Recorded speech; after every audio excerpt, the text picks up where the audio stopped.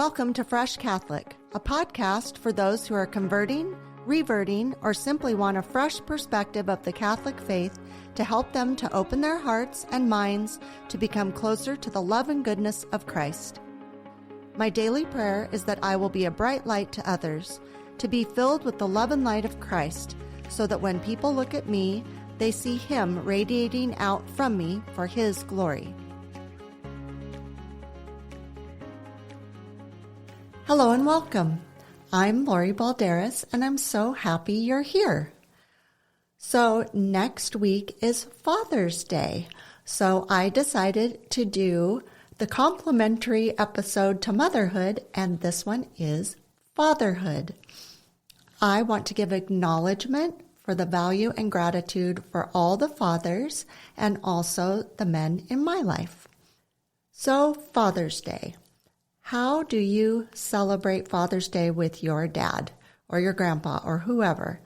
I mean, there's the stereotypical ways. You know, you have a barbecue, you watch sports, you give your dad a tie, you give your dad aftershave. Those to me are very stereotypical. But what could you do differently? What can you do to honor your dad or grandpa? Kind of the same way we talked about in motherhood. So find out what your dad wants to do and then do that with him. I think that there are all types of dads. There is, of course, your biological dad. There are step dads. There are grandpas. There are uncles that sometimes take over a fatherly role, or just a family friend if there's no dad around. I think dads can be mentors to obviously their children, but to other people's children as well. And then I believe that there are fathers that are priests, and they don't have children, but their whole congregation are their children. I know that especially one of our priests, Father Leon, He's really not old enough to be my dad, but he has, in my opinion, taken on a fatherly role to me. I value what he thinks. I love him, and I just know he's concerned about me, and he genuinely loves and cares for me. So I appreciate that, and I think a priest can have a fatherly role. Also, men in general, I want to touch on the fact that I happen to really value men. I have had very strong men in my life. I really have a hard time with people who don't value men or who are in this man-bashing mood and mode. I understand that some men have done some horrible things to people. I understand people are upset and mad about that. But I really don't like it when people are constantly bashing men. I was very close with my grandfathers. I was incredibly close with my dad, who we'll talk about in a little bit. I have 2 sons. I really love my son-in-law. I love my husband. And so all these men, I have a lot of men friends, and I really value men. And I think, they get a bad rap a lot of the time, and I don't think that's very fair. There's wonderful men in the world, and there's not such great men. So I just wish people would not be so, hard and stereotypical to people. I think we need men. I think there's a thing where a lot of women think they can do things without men. They don't need men. They can, do whatever. I don't have that same feeling. I think God made us man and woman to complement each other in many ways. I think we should embrace and celebrate our differences. I love that men are really good at certain things typically, and women are really good at other things typically. But that being said, I'm also a big cheerleader for, let's say, a man likes to cook or wants to stay home with the children. I'm all for that. I think that's beautiful. I don't think you have to stick with the stereotypes of everything. If a woman wants to do things like take care of the yard, mow the lawn, take care of the car, great. I think that's great.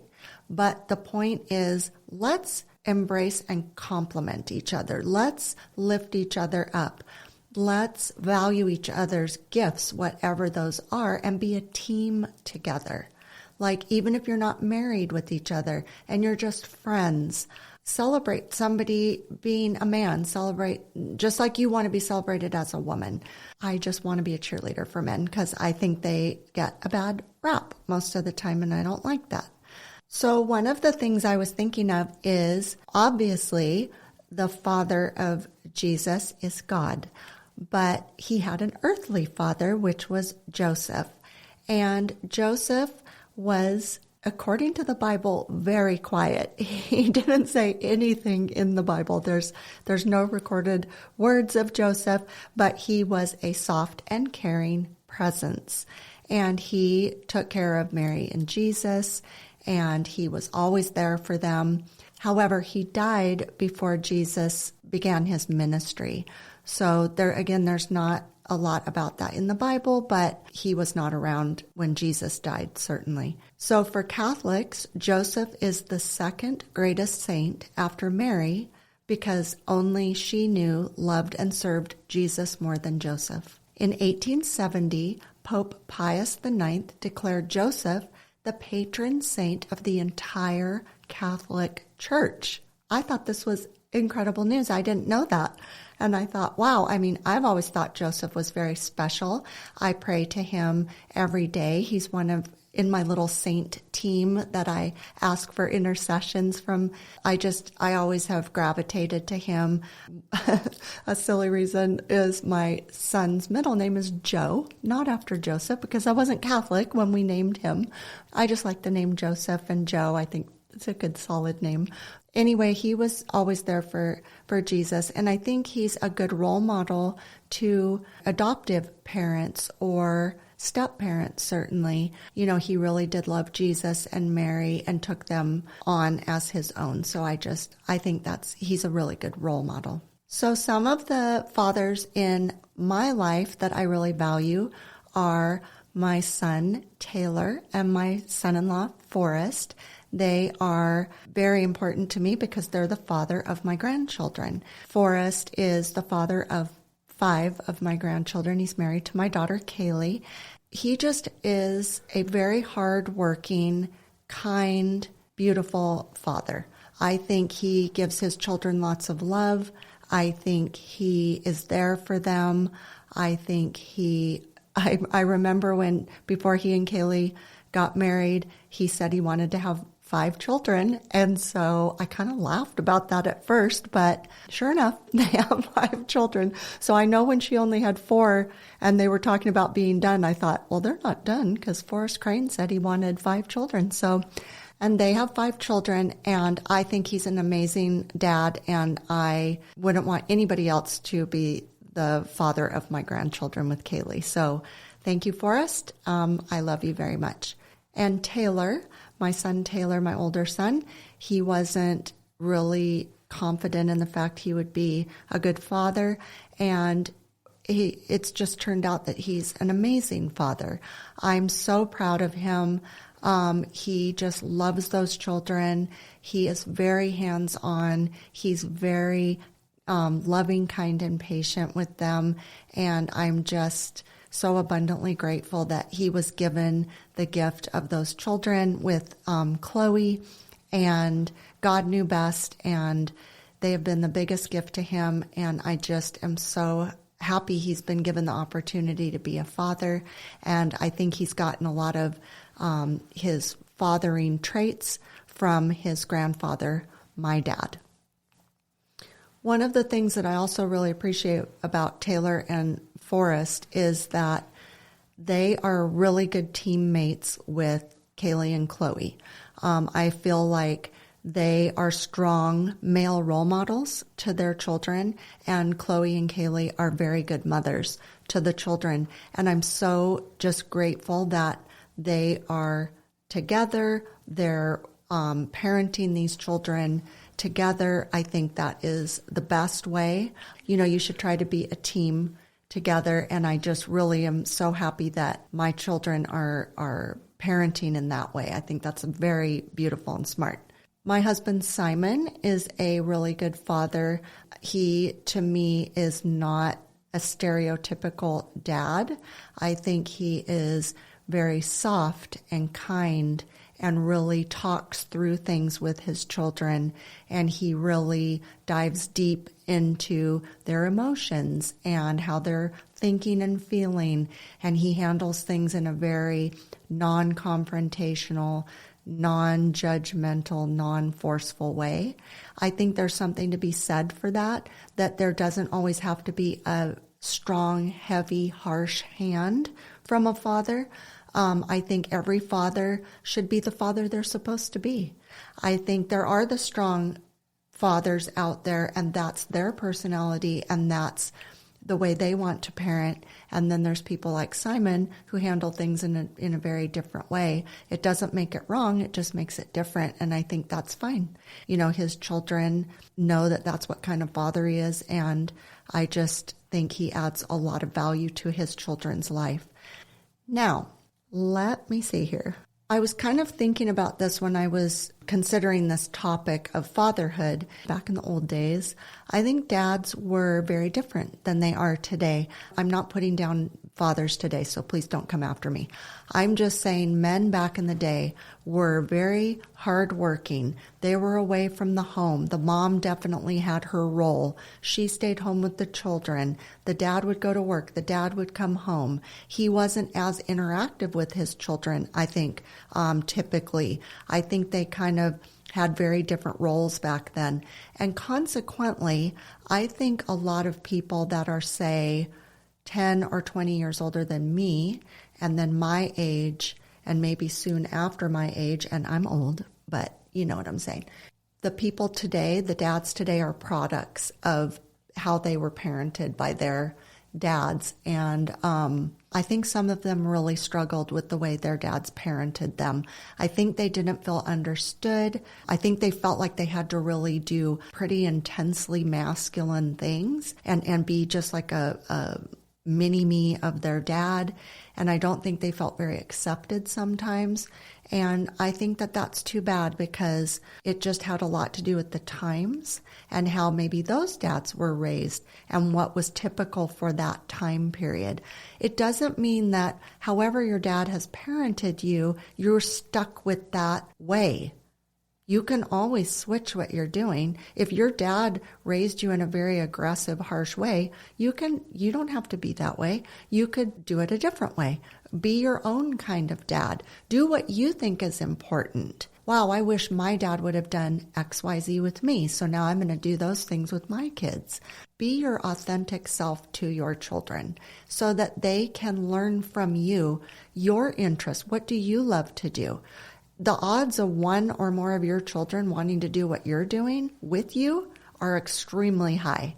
I heard on a radio program, the host was saying, if your child is sitting playing video games and you walk in and say to your child, let's go for a walk, let's go for a bike ride, let's go fishing, they will drop what they're doing to go do something with you. So come on, dads, get out there. You don't always just have to do sports with them. If you have a hobby or something you like to do, go do that with them. Have them, be a part of what you like to do, and then you'll have something in common. You can do that with all your kids. It doesn't have to be dad with a boy. It can be dad with a girl. My ex-husband, was my daughter's track coach, and that wasn't something he had planned on doing, certainly, but that bonded them, So I think that's awesome. Like, find something you have in common. Now, let's get to talking about my favorite dad in the whole wide world, and that is my beloved Poppy. My dad was, what a guy. He, to me, was like a modern day Indiana Jones. My dad was a teacher, and then my dad would go on these adventures.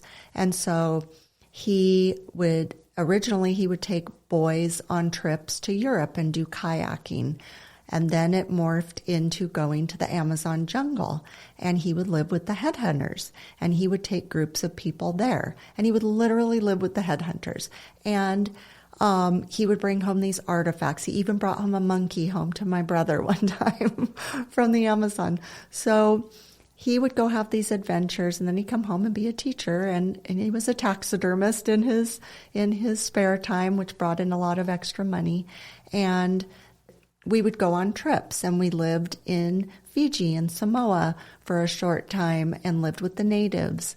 And so because of this is why I love so many cultures, because my dad was just very adventurous, and he loved all types of people, and he found value in all types of people. Whatever the person was, he would find the beauty in their culture, like how they would eat, how they would dress, how they would interact with their families, all these different things. He would just find the beauty of it all, and he was just so enthralled with these people, and consequently they loved him.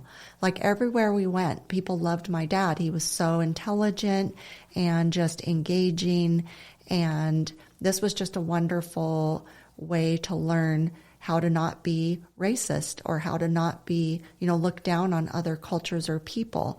That to me is the biggest gift he ever gave me, was just to not be judgmental and prejudiced against people. He had so many facets of his life. He was a Boy Scout leader and Boy Scout executive. He was a teacher. He taught every grade but kindergarten over his career. He was a world traveler. He was a mentor to many people and a father figure to many of his Boy Scouts. They still tell me today how important he was in their life. Some of them didn't have a father around, or if they did have a father, they maybe weren't the best father, and my dad really filled that role for them. I know all of his students loved him. He was so hands-on. He was so interesting. He made everything interesting. I believe he was the first person that started independent study. Don't quote me, but I'm pretty sure he was. And so in his classroom, all students were on a different curriculum. So he had, say, 30 students doing all different curriculum. And he was very hands-on. He had the most quiet, calm classroom I've ever been to. And I would go visit him frequently. And when he was a science teacher at a private high school in Ojai where we lived, and he had a stream going through his classroom, which I always thought was so amazing. But he just had, so many people that just looked up to him, and rightly so. He was a very amazing son. He was an amazing brother, amazing husband, father, grandfather, uncle, friend. He did have a hot temper, though, and he did have some bad moments. I definitely got my temper from him. I definitely get my passion from him. He was very realistic. He was very logical. I get my strength from him. I get my moral compass from him. My mom gave me some of those things too, but I would say my dad, he was a very strong presence, and sometimes that was hard on people. And I know I've had that same reaction from people, where I can be really hard on people and I can be very intense. And so was my dad. In the same way, my mom is very positive and always looks at the bright side of everything. My dad was a little more realistic and straightforward, very forthright. You knew where you stood with my dad, for sure. My dad and I used to do a lot together because he was a teacher. He would get home in the afternoon. He had summers off, so I would spend a lot of time with my dad. We would go swimming together, and he would have these little games we would play in the pool. He taught me how to do sign language, and we would sit across the pool from each other doing sign language. We used to ride bikes together. We used to play tennis every day together. And I remember I got better and better at tennis, and I would never win. And he would say, I will never let you win. When you win, you'll know you beat me. And I will never forget the day I beat him. He jumped over the net. We were doing a dance on the tennis court. I knew I beat him for real. And he we did a lot of things like that together. So I have great memories of that. He was always very supportive of me. He made sure I was being taken care of and that people wouldn't come after me. And he kind of took a back seat for a while from that when I was married for 25 years. I think he felt that my husband took over that role for him, and my husband certainly took care of me and protected me and watched out for me and didn't let anybody come at me. And he was like the next one down from what my dad would do. And then when we got divorced, my dad stepped back into that role of protecting me, taking care of me, being there for me. I never felt like anything bad was going to happen to me as long as my dad was around. My dad was always very healthy. As a matter of fact, he was only in the hospital twice in his life. He wasn't even born in a hospital. He was born on the kitchen table in Santa Barbara in his house. So 2 times he was in the hospital was the year before he died and the day he died. I never even worried about my dad having any medical issues. One year when my husband Simon and I, we weren't married yet, we traveled to New York, my first time to New York, that I was so excited to go. I'm literally standing out in front of Radio City Music Hall I'm living my best life in New York. I'm so excited. And I get a phone call from my dad. And he said, Lori, I went to the doctor today and I have cancer. Boom. Just threw it out there. And I just stood there. I was in one of the busiest places in the entire world. And I'm telling you, everything went completely silent. I didn't know what to think. I felt like the air in my world left. I had to process that while I was gone.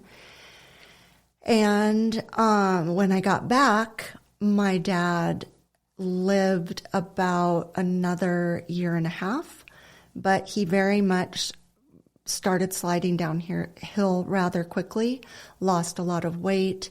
He was very sickly. And I would go visit him once a week and have a talk with him, which I really value that I did that. I didn't know how long I had with him, and I think he had more of a sense of what was happening, but he didn't want anybody to know. And so when it came down to the day that he died, my mom had called me in the morning and said, your dad went to the hospital in the middle of the night. And I said, oh my gosh, should I come? And she said, no, you don't need to come. And I called my daughter and she said, no, Mom, you need to go to the hospital, go see him right now. She just said, I think you should go. So I went, my son Cody and Kaylee and I all went. And prior to that, my dad had been really grumpy and just not himself for like a month before that. I knew he wasn't feeling well. He was just not himself. And he had really said some things to my children that had really hurt them, kind of devastated them. But that day when we got there, he actually made it all better. And he just said things that lifted their spirits. And I think he must have had a sense that he was going to die.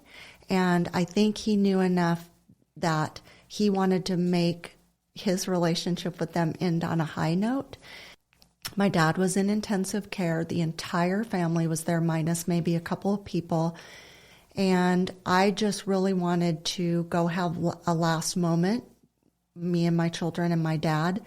My children each got a moment with their grandfather, which I had with my grandfather. So it was really important to me that I gave my children that moment with their grandfather so that they could just say whatever they wanted. He was not awake, but I felt that I thought he was there and listening.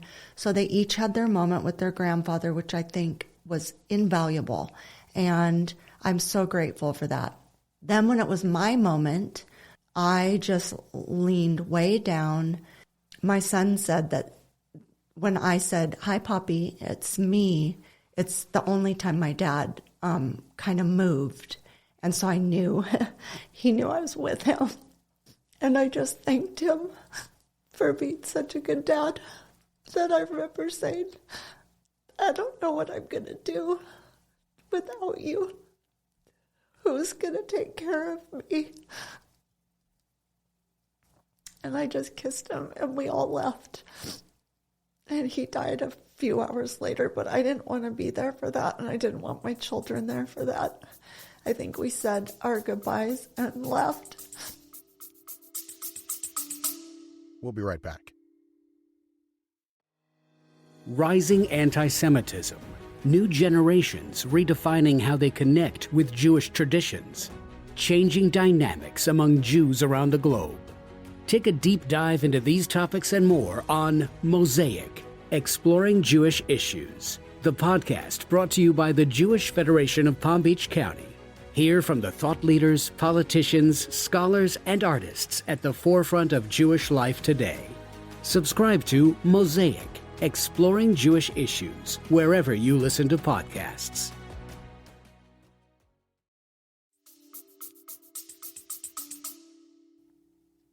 And it was devastating to me. And we tried to kind of bounce back, but I went into some kind of deep mourning about a month later. One of our deacons, Deacon Ed, told me one day, you can cry, Lori, but you can't just be in bed and cry all day. You have to get up and you have to move on because your dad wouldn't want you to be like this. And so I got up and I moved on, but I think about him every day. So I'm telling you this because I really want you to value your dad. I don't know your dad. I don't know what you're dealing with your dad, but if you could value your dad, that would be great. Because when your dad leaves your life, I hope you have the feeling like I do with my dad. My dad was so stellar.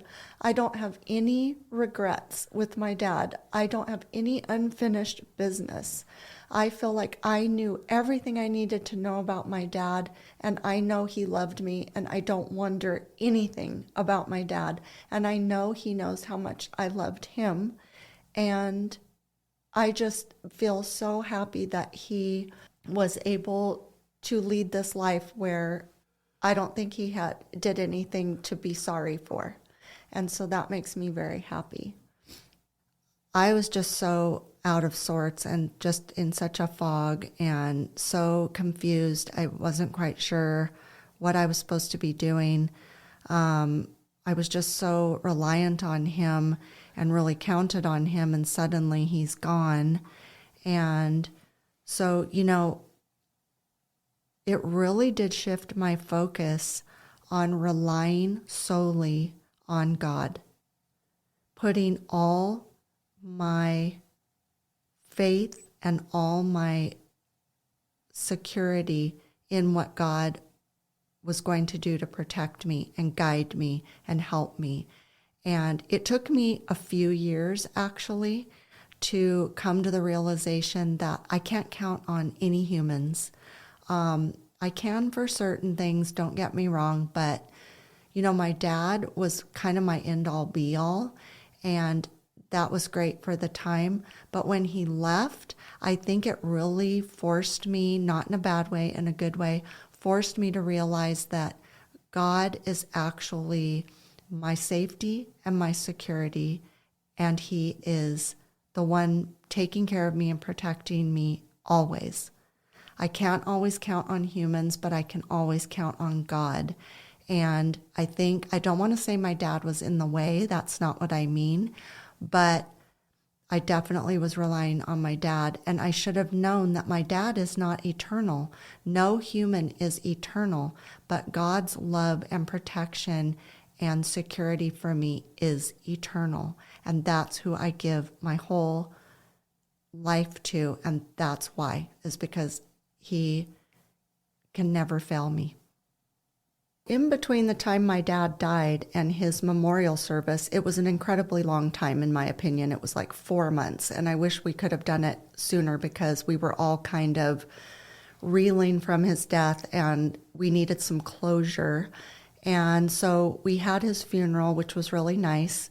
But my children and I, we have this thing where it's like, we like to look for signs and things. That's just the way we are. So I know right after my dad died, my daughter Kaylee was driving. She went on a drive and she was pretty, feeling pretty bad.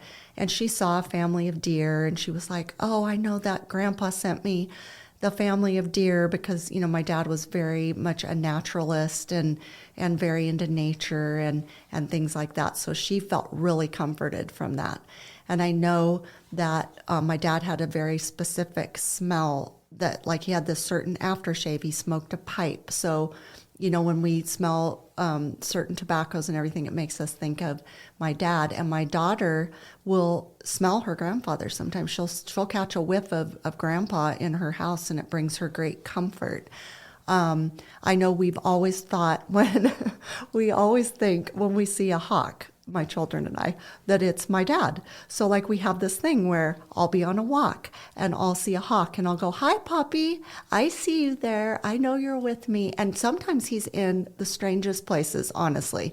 Like I've taken pictures of these hawks. There's been a hawk at the beach, like literally down on the rocks where the water breaks. I'm like, Poppy, why are you down there on the rocks? It's like, it's clearly him. Okay. And then like one day on my birthday, I'm walking under the pier and there was a hawk under the pier. And I was like, hi, Poppy, I see you for my birthday. So I'll send pictures of hawks to my children and go, I had a Grandpa sighting today. And it always brings us all this great comfort.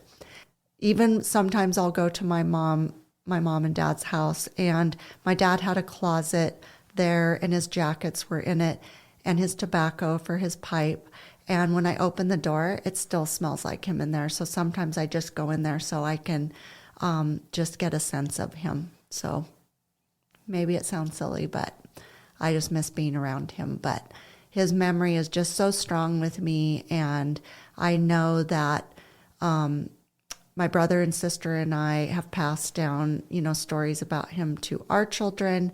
And then we're passing things down to the grandchildren, and great grandchildren eventually. So I think that's the best way to carry on somebody's legacy and, to just love the memories of people. So thank you for listening today. And I hope you have a wonderful Father's Day with your dad. And if you don't have your dad around, I hope you have beautiful memories. Next week's episode, I am pleased to announce that I have a very special guest. I'm thrilled, which is Father Matthew Miguel. He is a priest at our church, Our Lady of the Assumption in Ventura, and he's coming to talk to us about the priesthood. So I hope you tune in and tell all your friends. And thank you for everybody just putting the word out on this podcast. I have so many people that are not only listening, but starting the podcast. So like, it's not that people are just listening to the current episode. Everybody's doing exactly as I'm asking and starting from the beginning, which I really appreciate. And I think a lot of people are sharing with their family and their friends. I'm getting a lot of feedback about that. I'm getting feedback that a lot of different types of people are listening, like people are recommending this to people who have turned away from the Catholic Church. And that really makes me so happy, because that is definitely one of the reasons I'm doing this, is for people to give this another chance. If they've turned away, please come back. Please give it a different look. And if my podcast will help with that, that is exactly what I feel like I'm being drawn to do. So I hope that's happening. Please follow me on Instagram at Fresh Catholic. And then on my YouTube channel, if you go to that, then there are little sneak peeks of the episodes, but then you need to go listen to the whole episode. So it's not in replacement of the episode. It's just so you get an overall view, and there's like a montage of what's happening in the episode. And then one of my friends said, I like it because I get to see you laugh and cry and whatever. So, I mean, if that's what you're into and you want to see me laugh and cry, then please tune in. Also, I have my daily blog, Give Us This Day, our daily blog, on my website, freshcatholic.com. So go check that out if you'd like. And please email me at lori@freshcatholic.com and send me questions, or if you have topics you want me to cover, that would be great. If you send me messages, or if you review, which I would really appreciate reviews on the podcast and a 5-star rating. If you send me reviews, I'm going to start doing a Fresh Catholic mail segment so everybody can hear these nice comments people are saying to me, which I so much appreciate. And I just am trying to spread positivity. So anyway, thanks again for coming. I appreciate your support. Thank you. Love you. Bye. Thank you for joining me today. Now go out and be a bright light in someone's life. And remember, be focused, be faithful, and be fresh. Fresh Catholic is recorded at Wonder Mouse Studios at the Castle at Pierpont in Ventura, California. My producer and engineer is Sarah Espel, and she could be yours too. Our podcast studio is available for rent. You can reach us at wondermouse.us or freshcatholic.com.